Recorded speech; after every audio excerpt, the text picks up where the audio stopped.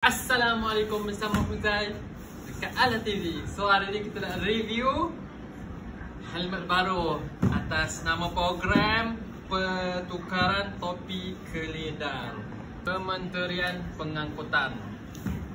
So, dekat boleh baca ni. Panduan keselamatan topi keledar motosikal.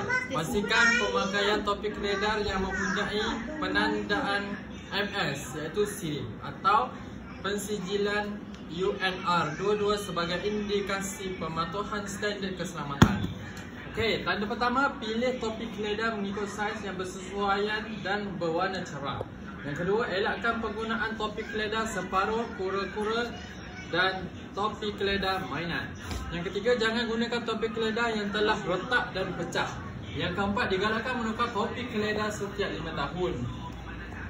Yang kelima, pasang tali topi keledar dengan sempurna. Pastikan ada ruang 2 jari di antara tali dan dagu. So, mari kita unboxing. Bismillah, dengan lafaz Bismillahirrahmanirrahim. Wah, baru bau kedai. Bau kedai. Kedai Madani. Jangan bau sangat Madani, bahaya. Jangkit dulu.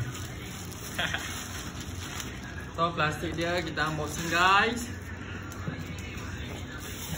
Wah. Bau plastik. Bau kedai, bau plastik. So, ada logo JPJ, bla bla bla bla bla bla. So, kita pakai. Apa? Ketat bang. Dia kata 2 jari bawah dagu kan. Macam ni kot.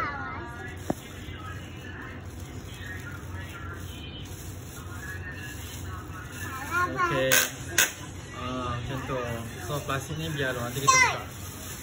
So macam ni.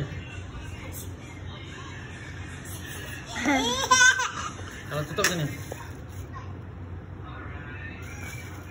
Okay, terima kasih Wana. Terima kasih Mama.